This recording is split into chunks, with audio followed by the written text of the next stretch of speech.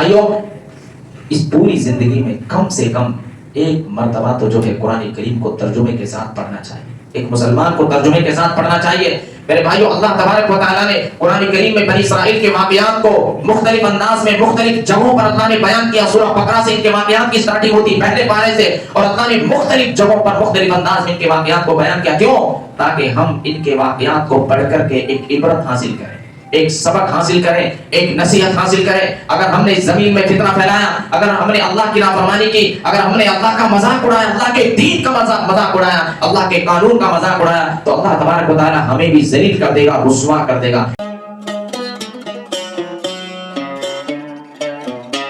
محترم بزرگوں، نوجوان ساتھیوں، پردہ نشین خواتین، مائیں اور بہنیں، آج کے اس خطبہ جمعہ میں جو موضوع ہے وہ ہے کہ مسلمانوں کی پستی کے اسباب کیا ہیں، ہماری ذلت اور رسوائی کے اسباب کیا ہیں اور ان کا حل کیا ہے۔ میرے بھائیوں، ہم اور آپ کا تعلق امت مسلمہ سے ہے، اور یہ امت جسے اللہ تبارک و تعالیٰ نے خیر امت کہا، سب سے بہترین امت، کنتم خیر امتی، تم بہترین امت ہو۔ اس امت کو اللہ تبارک و تعالیٰ نے بہت کچھ دیا ہے۔ اگر آج آپ پوری دنیا کا جائزہ لیں تو مسلمانوں کے پاس عہدوں کی کمی نہیں، مسلمانوں کے پاس حکومت کی کمی نہیں، مسلمانوں کے پاس دولت کی کمی نہیں۔ اگر جو ہے دنیا کے ارب پتی اور خرب پتیوں کی اگر ایک لسٹ نکالی جائے تو مسلمان کا نام بھی آپ کو جو ہے ٹاپ 10 لسٹ میں ملے گا۔ مسلمانوں کے پاس تعداد کی کمی نہیں، تعداد کے اعتبار سے بھی دنیا کا ہر 5واں انسان مسلمان ہے۔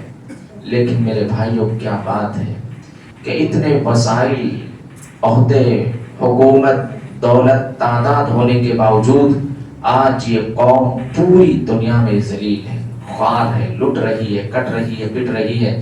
جسے اللہ نے خیر امت کہا وہ آج دنیا کی سب سے ذلیل اور سب سے بدترین قوم بن گئی۔ کیوں؟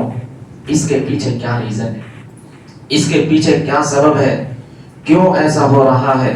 1400 سال پہلے جب مکہ مکرمہ کی سرزمین سے صفا پہاڑی پر محمد الرسول اللہ صلی اللہ علیہ وسلم لا الہ الا اللہ کی آواز کو لے کر اٹھے تھے تو ایک دو لوگوں کے علاوہ کوئی کلمہ پڑھنے والا نہیں تھا۔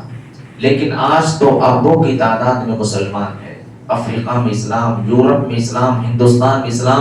کہنے کا مقصد یہ ہے کہ عرب کی سرزمین سے جو پیغام نکلا تھا وہ آج دنیا کے چپے چپے پر چھایا ہوا ہے، لیکن اس کے باوجود بھی یہ قوم اتنی ذلت اور رسوائی کا شکار بنی ہوئی ہے کہ کتے بلی کے حقوق کے ادارے بنے ہوئے ہیں، جانوروں کے حقوق کی لڑائیاں لڑی جاتی ہے۔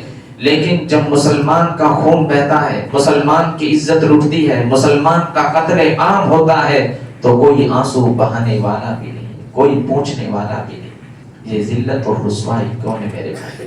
قرآن اٹھاؤ، وہی قرآن جسے ہم نے بھلا دیا ہے، جسے ہم نے بس تبرک کی کتاب یا برکت کی کتاب بنا کر رکھا ہے، جسے ہم یا تو دھو کے پی لیتے ہیں یا تعویذ بنا کر کے گلوں میں لٹکا لیتے ہیں یا مرنے پر بخشوانے کے لیے قرآن کھانی کروا دیتے ہیں۔ میرے بھائیو، یہ قرآن دھو کر پی لینے والی کتاب نہیں ہے، یہ قرآن تعویذ بنا کر کے گلوں میں لٹکانے والی کتاب نہیں ہے، یہ قرآن مرنے پر مردوں کو بخشوانے والی کتاب نہیں ہے، یہ قرآن زندوں کو زندگی دینے والی کتاب ہے، یہ قرآن زندوں کو جینے کا سلیقہ سکھانے والی کتاب ہے، یہ قرآن جو ہے ہمارے مردہ دلوں کے لیے روح ہے۔ جو آج ہمارے دل مردہ ہو چکے ہیں، ہمارے دل مر چکے ہیں، یہ قرآن ہمارے مردہ دلوں کے لیے روح ہے۔ اس قرآن کو اٹھاؤ۔ قرآن ایک اصول بتاتا ان اللہ لا یغیر ما بقوم حتى یغیروا ما بانفسهم وَإِذَا أَرَادَ اللَّهُ بِقَوْمٍ سُوءًا فَلَا مَرَدَّ لَهُ وَمَا لَهُم مِّن دُونِهِ مِن وَالٍ إِنَّ اللَّهَ لَا يُغَيِّرُ مَا بِقَوْمٍ حَتَّى يُغَيِّرُوا مَا بِأَنفُسِهِمْ۔ اللہ تبارک و تعالیٰ دنیا کی کسی قوم کے اوپر اپنا عذاب نازل نہیں کرتا، اللہ تبارک و تعالیٰ دنیا کی کسی قوم کو ذلت اور رسوائی کے عذاب سے دوچار نہیں کرتا، حَتَّى يُغَيِّرُوا مَا بِأَنفُسِهِمْ، جب تک کہ اس قوم کے لوگ اپنے آپ کو بدل نہ ڈالیں، جب ان کے اخلاق بدل جائیں، جب ان کے کردار بدل جائیں، جب ان کے اعمال بدل جائیں، تو اللہ تبارک و تعالیٰ ان کے حالات بھی بدل دے گا۔ میرے بھائیوں، 1400 سال پیچھے جا کے دیکھیں ہم کیا تھے اور کیا ہو گئے۔ اللہ تبارک و تعالیٰ نے دنیا میں ہر چیز کو اسباب کے دائرے میں رکھا ہے، بغیر سبب کے کوئی چیز نہیں ہوتی۔ اگر آج ہم ذلیل ہیں، رسوا ہے، آج ہم خوار ہیں، تو اس کا کوئی کارن ہے، اس کی کوئی وجہ ہے، اس کا کوئی سبب ہے، اس کا کوئی ریزن ہے، ہم ذلیل کیوں ہوئے۔ قرآن نے ایک اصول بتا دیا کہ اللہ تبارک و تعالیٰ جب دنیا کی کسی قوم کو ذلیل کر دے تو دنیا کی کوئی طاقت اسے عزت نہیں دے سکتی۔ وَإِذَا أَرَادَ اللَّهُ بِقَوْمٍ سُوءًا فَلَا مَرَدَّ لَهُ، جب اللہ تبارک و تعالیٰ دنیا کی کسی قوم کے ساتھ برا کرنا چاہے، جب کسی قوم کو رسوا کرنا چاہے، ذلیل کرنا چاہے، فَلَا مَرَدَّ لَهُ، تو دنیا کی کوئی طاقت اسے روک نہیں سکتی۔ وَمَا لَهُم مِّن دُونِهِ مِن وَالٍ، اللہ تبارک و تعالیٰ جب دنیا کی کسی قوم کو ذلت اور رسوائی کے عذاب سے دوچار کرنا چاہے تو دنیا کی کوئی طاقت اس ذلت اور رسوائی کو پھیرنے والی نہیں ہے۔ میرے بھائیو دیکھ لو، دیکھ لیجئے، کمی کسی چیز کی نہیں ہے مگر ہم ذلیل ہیں، خوار ہیں۔ کیوں؟ کیونکہ اللہ کی طرف سے ہماری ذلت اور رسوائی کا، ہماری بربادی کا فیصلہ آ چکا ہے۔ غور سے سنیے، دنیا میں قوم پیدا ہوئی تھی، قوم عاد، آپ نے سنا ہے۔ قوم عاد بڑے لمبے تگڑے لوگ تھے، پہاڑوں کو تراش تراش کر کے مکان بناتے تھے، مگر اللہ تبارک و تعالیٰ نے کیسا عذاب نازل کیا، آسمان سے آندھی آئی، تباہ ہو گئے، برباد ہو گئے، سب تن سے جدا ہو کر کے زمین پر جا لگے۔ أَلَمْ تَرَ كَيْفَ فَعَلَ رَبُّكَ بِعَادٍ إِرَمَ ذَاتِ الْعِمَادِ التي لم يخلق مثلها في البلاد وثمود الذين جابوا الصخر بالواد وفرعون ذي الأوتاد الذين طغوا في البلاد فصب عليهم ربك سوط عذاب۔ اے لوگوں، کیا تم نے قوم عاد کے حالات نہیں پڑھے؟ کیا تم نے قوم ثمود کے حالات نہیں پڑھے؟ کیا تم نے قوم فرعون کے حالات نہیں پڑھے؟ جب ان لوگوں نے زمین میں فتنہ پھیلایا، جب ان لوگوں نے زمین میں فساد مچایا، جب ان لوگوں نے زمین میں اللہ کی نافرمانی کی، شریعت کے ساتھ بغاوت کی، فصب علیہم ربک سوط عذاب، تو اللہ نے ان کے اوپر اپنے عذاب کا کوڑا برسایا۔ وہ عذاب کا کوڑا آج ہمارے اور آپ کے اوپر بھی برس رہا ہے۔ میرے بھائیوں، ہم اللہ کی نافرمانی کرنے میں کسی قوم سے کم نہیں۔ آج ہم قدم قدم پر اللہ کو ناراض کرنے والا کام کرتے ہیں، اللہ کی نافرمانی کرتے ہیں، فتنہ پھیلانے میں آج ہم کسی سے کم نہیں۔ آج مسجدوں میں فتنے اور محلوں میں اور گلیوں میں فتنے۔ میرے بھائیوں، ہم جو ہے شریعت سے بغاوت کرنے میں بھی جو ہے ہم آج کسی قوم سے کم نہیں ہے۔ آج ہم جو ہے کہاں دین کے مطابق زندگی گزار رہے ہیں، کہاں کتاب و سنت کے مطابق ہم زندگی گزار رہے ہیں۔ میرے بھائیوں، اللہ نے جب ان لوگوں نے اللہ کی نافرمانی کی اور شریعت کے ساتھ بغاوت کی، زمین میں فتنہ پھیلایا، تو اللہ نے ان کے اوپر اپنے عذاب کا کوڑا برسایا۔ وہ عذاب کا کوڑا آج ہمارے اور آپ کے اوپر بھی برس رہا ہے۔ ایک اور قوم پیدا ہوئی دنیا میں ایک قوم گزری تھی جسے بنی اسرائیل کہا جاتا ہے، سب جانتے ہیں جسے بنی اسرائیل کہا جاتا ہے۔ دنیا کی سب سے معزز قوم تھی، سب سے بہترین قوم تھی۔ اللہ نے فرمایا یا بنی اسرائیل اذکروا نعمتی التی انعمت علیکم وانی فضلتکم علی العالمین، کہ دنیا کی سب سے معزز اور سب سے بہترین قوم تھی، مگر اللہ تبارک و تعالیٰ نے اس قوم کو ایسا ذلیل کیا، ایسا رسوا کیا کہ جب ایک مسلمان نماز پڑھتا ہے، 5 ٹائم کی نماز پڑھتا ہے، فرض نماز، اور جب تک اپنی نماز کے اندر سورۃ الفاتحہ نہیں پڑھ لیتا ہے تب تک اس کی نماز مکمل نہیں ہوتی۔ اور پھر فرض نماز ہی نہیں بلکہ کوئی بھی نماز ہو، چاہے فرض نماز ہو، چاہے سنت نماز ہو، چاہے نفل نماز ہو، چاہے تراویح کی نماز ہو، وتر کی نماز ہو، جنازے کی نماز ہو، چاہے انسان امام کے پیچھے نماز پڑھ رہا ہو یا جو ہے اکیلے تنہا نماز پڑھ رہا ہو، یا انسان جو ہے عصر یا ظہر کی نماز پڑھ رہا ہو امام کے پیچھے، یا اسی طریقے سے مغرب یا عشاء یا فجر کی نماز پڑھ رہا ہو، کوئی بھی نماز ہو، جب تک ایک مسلمان اپنی نماز کے اندر سورۃ الفاتحہ نہیں پڑھ لیتا ہے تب تک اس کی نماز مکمل نہیں ہوتی۔ تب تک اس کی نماز کمپلیٹ نہیں ہوتی. سورۃ الفاتحہ کے اندر جب تک غیر المغضوب علیہم ولا الضالین نہیں پڑھ لیتا ہے تب تک اس کی نماز مکمل نہیں ہوتی. جب تک اس قوم یہود پر، اس قوم بنی اسرائیل پر اللہ تبارک و تعالیٰ کی لعنت اور اللہ کی پھٹکار اور اللہ کے غضب کا اقرار نہیں کر لیتا ہے تب تک ایک مسلمان کی نماز جو ہے مکمل نہیں ہوتی. میرے بھائی سورۃ الفاتحہ کا آپ ترجمہ پڑھیے. کیوں ایسا ہوا؟ اتنی معزز قوم تھی، اتنی بہترین قوم تھی، اللہ تبارک و تعالیٰ نے اس قوم کی ہر ڈیمانڈ پوری کی تھی. بنی اسرائیل یہودیوں کی اللہ نے ہر ڈیمانڈ پوری کی تھی، مگر انہوں نے اپنے نبیوں کا قتل کیا، انہوں نے تورات کے اندر تبدیلی کی، انہوں نے زمین میں فتنہ پھیلایا، انہوں نے شریعت کے ساتھ بغاوت کی، انہوں نے اللہ کا مذاق اڑایا، اللہ کے دین کا مذاق اڑایا. تو اللہ تبارک و تعالیٰ نے اس قوم کو ذلیل کر دیا، اس قوم کو رسوا کر دیا. میرے بھائیوں کبھی آپ نے سوچا کہ قرآن کریم میں پہلے پارے سے ان کے واقعات کی اسٹارٹنگ ہوتی ہے اور اللہ تبارک و تعالیٰ نے قرآن میں مختلف جگہوں پر اور مختلف انداز میں ان کے واقعات کو بیان کیا. سورہ بقرہ سے آج ہم قرآن کریم نہیں پڑھتے، قرآن کی تلاوت نہیں کرتے، صرف جو ہے رمضان میں قرآن کریم کی تلاوت کر لی اور جو ہے اللہ ماشاءاللہ کوئی ہوگا کہ جو ہے جو ترجمے کے ساتھ قرآن کریم جو ہے پڑھ لے.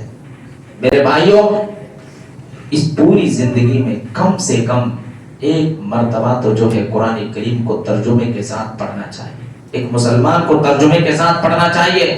میرے بھائیوں اللہ تبارک و تعالیٰ نے قرآن کریم میں بنی اسرائیل کے واقعات کو مختلف انداز میں مختلف جگہوں پر اللہ نے بیان کیا. سورہ بقرہ سے ان کے واقعات کی سٹارٹنگ ہوتی پہلے پارے سے اور اللہ نے مختلف جگہوں پر مختلف انداز میں ان کے واقعات کو بیان کیا. کیوں؟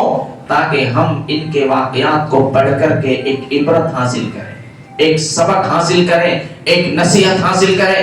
اگر ہم نے زمین میں فتنہ پھیلایا، اگر ہم نے اللہ کی نافرمانی کی، اگر ہم نے اللہ کا مذاق اڑایا، اللہ کے دین کا مذاق اڑایا، اللہ کے قانون کا مذاق اڑایا تو اللہ تبارک و تعالیٰ ہمیں بھی ذلیل کر دے گا، رسوا کر دے گا. میرے بھائیو اللہ تبارک و تعالیٰ کے یہاں قانون سب کے لیے برابر ہے. اگر ہم ان کے گناہ کریں گے تو جو ہے اللہ تبارک و تعالیٰ ہم پر بھی عذاب نازل کر سکتا ہے. اسی لیے اللہ کہتا ہے میرے آخری نبی کی امت کے لوگوں کہ جو اپرادھ، جو گناہ اور جو جرم بنی اسرائیل نے کیا تھا وہ گناہ وہ جرم تم کرو گے تو تمہیں بھی سزا وہی ملے گی. اللہ کے یہاں قانون سب کے لیے برابر ہے. تو میرے بھائیوں بتانا یہ چاہتا ہوں کہ ذلت اور رسوائی کیوں ہے. مختصر سا ٹائم ہے، میں چاہتا ہوں کہ بس ایک دو پوائنٹ والی چیزیں آپ کے سامنے رکھ دی جائیں.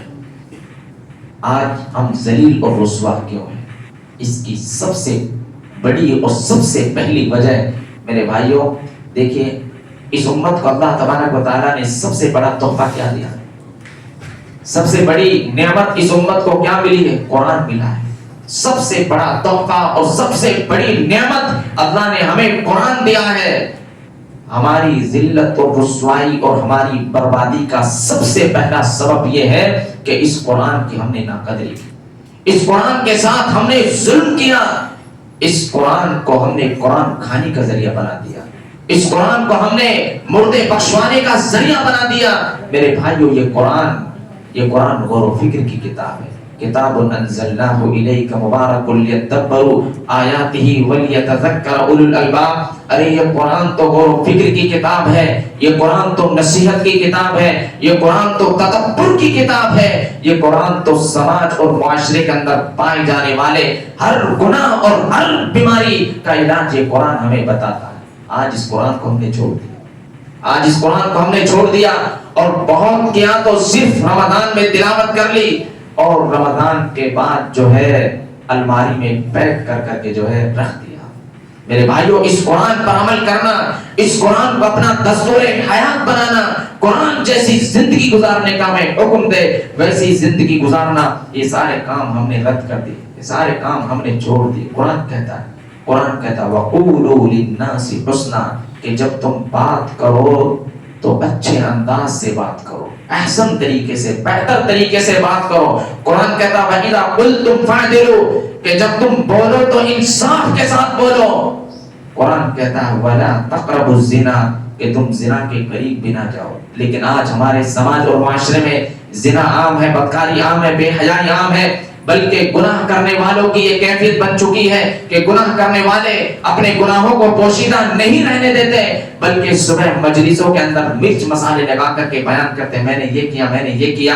میرے بھائیو، انسان جب گناہ کے اس اسٹیج اور اس مرحلے پر پہنچ جائے کہ گناہ کرنے کے بعد انسان اس کو شیئر کرنے لگ جائے، دوستوں کو بتلانے لگ جائے، چرچے کرنے لگ جائے، ایسے شخص کی اللہ کے یہاں کوئی معافی نہیں۔ نبی صلی اللہ علیہ وسلم فرماتے ہیں کل امت معافی، میری امت میں ہر شخص کے لیے معافی ہے، الا المجاہرین، کہ سوائے اس کے کہ جو اعلانیہ گناہ کرے، جو کھلم کھلا گناہ کرے، جو گناہ کرنے کے بعد دوستوں کو بتائے، دوستوں کو شیئر کرے، مجلسوں میں بیان کرے، ایسے شخص کے اللہ کے یہاں کوئی معافی نہیں ہے۔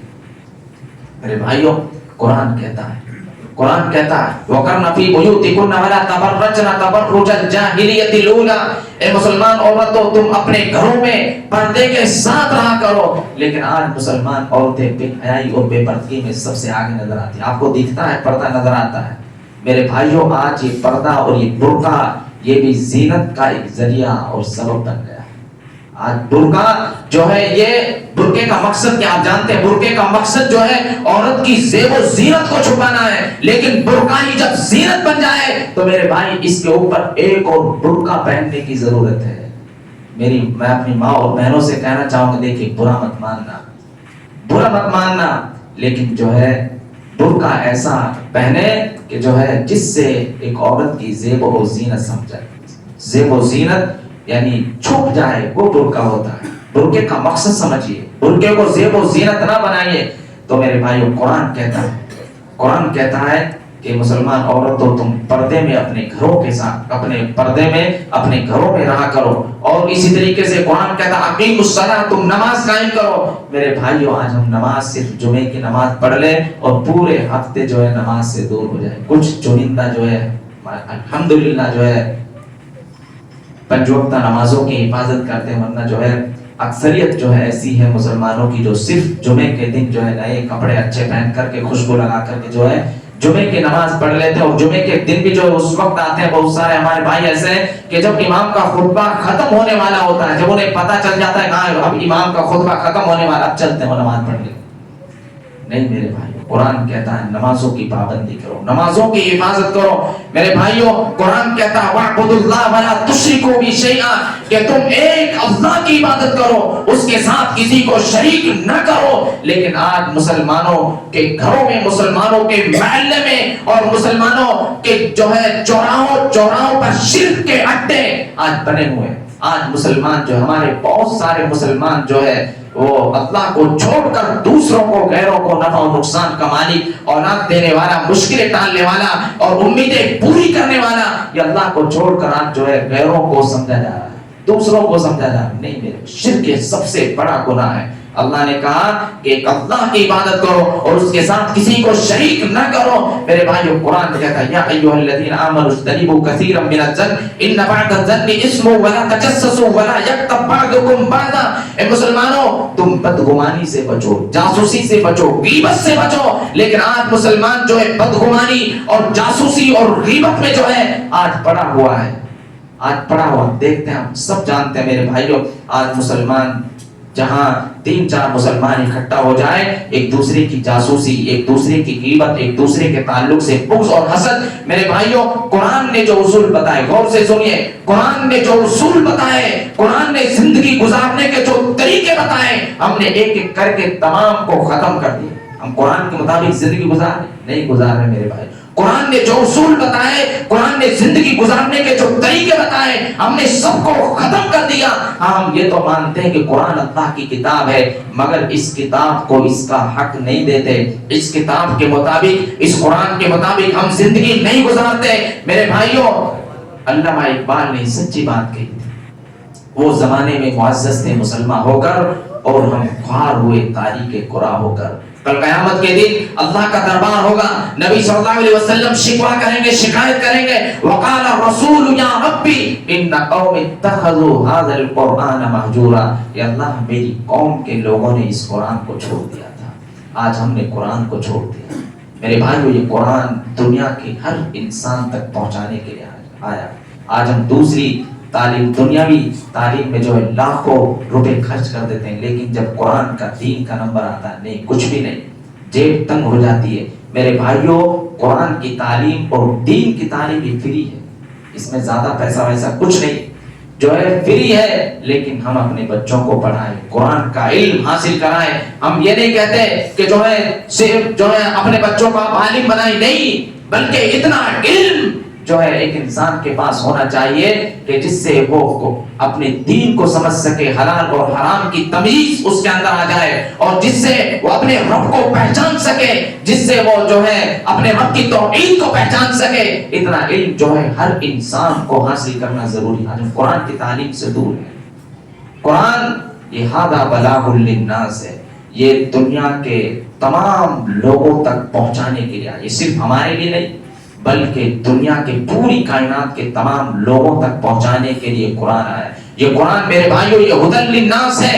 یہ قرآن زندگی کے ہر موڑ پر انسان کی رہنمائی کرتا ہے، زندگی کے ہر موڑ پر انسان کو راستہ دکھاتا ہے. میرے بھائیوں اگر ذلت اور رسوائی کو دور کرنا چاہتے ہیں، اگر اس بربادی کو دور کرنا چاہتے ہیں، آؤ اس قرآن کو پھر سے تھام، اس قرآن کو پھر سے تھام لو.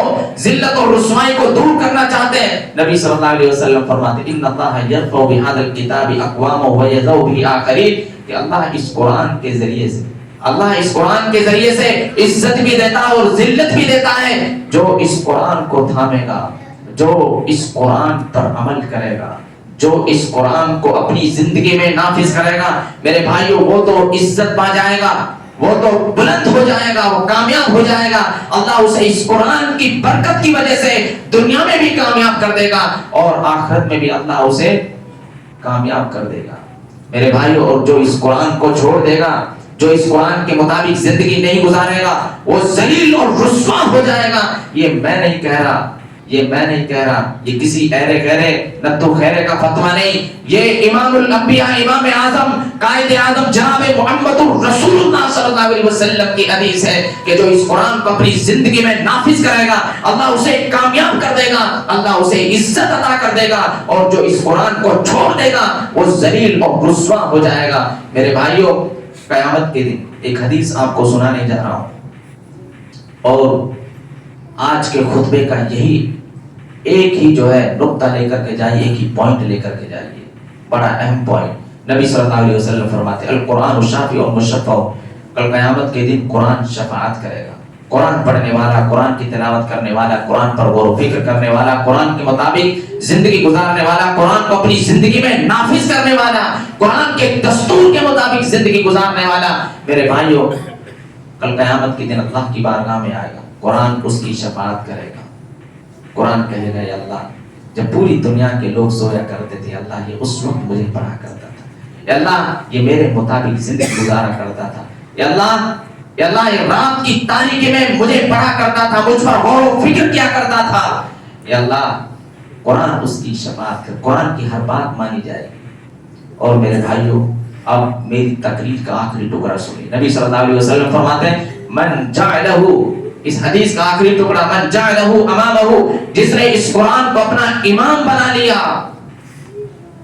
قادہ الی الجنہ، یہ قرآن اسے جنت میں لے کر کے جائے گا، یہ قرآن اسے جنت میں لے کر کے جائے گا. ومن جعل ومن خلف ظاہرہ، جس نے اس قرآن کو اپنی پیٹھ پیچھے رکھا، قادہ الی النار ساقہ الی النار، یہ قرآن اسے جہنم میں لے کر کے جائے گا. میرے بھائیوں اب ہم خود فیصلہ کر سکتے ہیں کہ اس قرآن کے ذریعے سے، اس قرآن کو اپنی زندگی میں نافذ کر کے، اس قرآن کے مطابق ہم عمل کر کے، اس قرآن کے ذریعے سے ہم جنت میں جانا چاہتے ہیں یا جہنم میں جانا چاہتے ہیں. ہمارے سامنے سب واضح ہے، راستہ کھلا ہوا ہے، راستہ جو ہے واضح ہے کہ اس قرآن پر عمل کر کے ہم جنت میں جانا چاہتے ہیں یا جہنم میں، یا اس قرآن کی ناقدری کر کے، اس قرآن کے خلاف ہم زندگی گزار کے جہنم میں جانا چاہتے ہیں. وہ حدیث بالکل واضح ہے.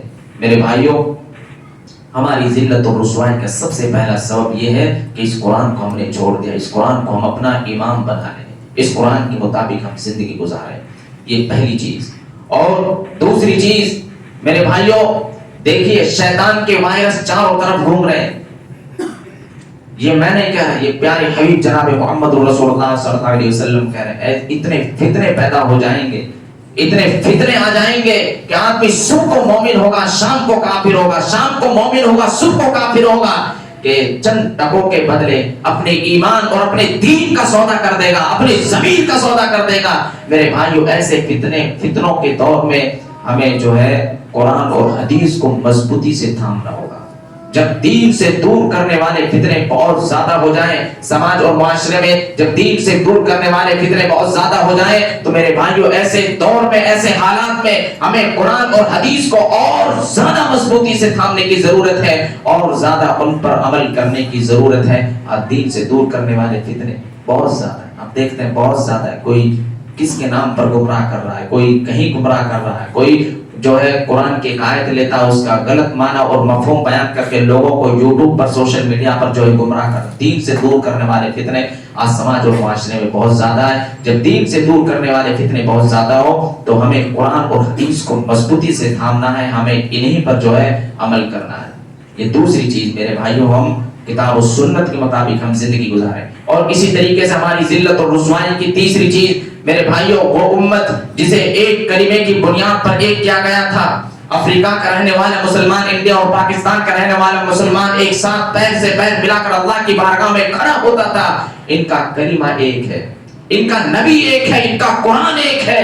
ان کی زبانیں الگ الگ ہو سکتی ہیں، ان کی زبانیں الگ ہیں، لیکن ان کا کلمہ ایک ہے، ان کا نبی ایک، ان کا قرآن ایک. یہ اسلام کا کمال تھا جس نے ہمیں اور آپ کو ایک دھاگے میں پرویا تھا.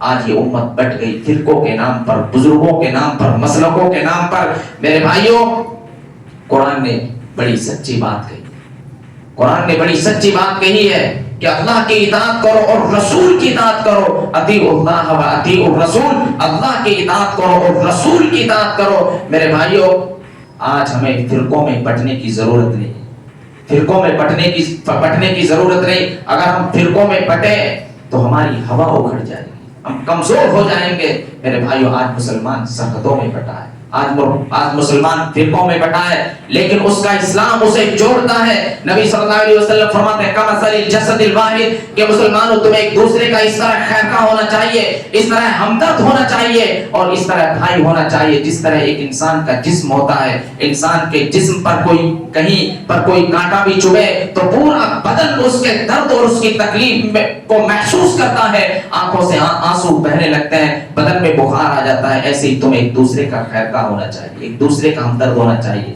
میرے بھائیوں، آج کے دور میں جو ہے فرقوں میں بٹنے کی ضرورت نہیں، اختلاف میں بٹنے کی ضرورت نہیں. شاعر کہتا ہے ایک ہو جائے تو بن سکتے ہیں کرسی پہ مبین، ورنہ ان بکھرے ہوئے تاروں سے کیا بات ہے. تو ایک ہونے کی ضرورت ہے، ایک پلیٹ فارم پر آنے کی ضرورت ہے، قرآن اور حدیث کے پلیٹ فارم پر آنے کی ضرورت ہے. میرے بھائیوں، ہم ذلت اور رسوائی سے جو ہے بچ سکتے ہیں. ٹائم اس بات کی اجازت نہیں دیتا کہ اور چیزیں آپ کے سامنے بیان کی جائیں. میرے بھائیوں، ان تین چیزوں کو ہم اپنی زندگی میں نافذ کر لیں. سب سے پہلی چیز جو ہے قرآن کے مطابق ہم زندگی گزاریں. دوسری میرے بھائیوں، ہم جو ہے ایک ہو جائیں، ایک بن جائیں، اور اسی طریقے سے ہم کتاب و سنت کو اپنی جو ہے مضبوطی سے تھام لیں. اور اسی طریقے سے ایک اہم چیز میرے بھائیوں، تعلیم کے میدان میں، علم کے میدان میں ہم جو ہے آگے آئیں.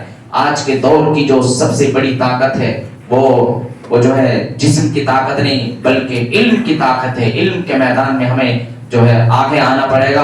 میرے بھائیوں، ہمیں غور کرنا چاہیے ہمارے نبی پر جو سب سے پہلی جو 5 آیتیں نازل ہوئی، سب سے پہلی 5 آیتیں نازل ہوئی ان میں تعلیم کی بات کہی گئی ہے، علم کی بات کہی گئی ہے، لکھنے کی پڑھنے کی بات کہی گئی ہے. جس امت کے نبی پر سب سے پہلی جو 5 آیتیں نازل ہوئی ان میں تعلیم کی بات، پڑھائی کی، لکھنے کی بات کہی گئی. وہی آج امت جو ہے تعلیم سے دور ہے، پڑھائی سے دور ہے، علم سے دور نہیں. ہمیں تعلیم کے میدان میں جو ہے آگے آنا پڑے گا. رب العالمین سے دعا کرتے ہیں رب العالمین جو چیزیں بتلائی گئی ہیں ہمیں اپنی زندگی میں انہیں نافذ کرنے کی توفیق عطا فرما، ان پر عمل کرنے کی توفیق عطا فرما. رب العالمین ہمیں کتاب و سنت کے مطابق ہمیں زندگی گزارنے کی توفیق عطا فرما. رب العالمین ہمیں سارے اختلافات اور برائیوں سے رب العالمین ہمیں دور رہنے کی توفیق عطا فرما. آمین. وآخر دعوانا الحمدللہ.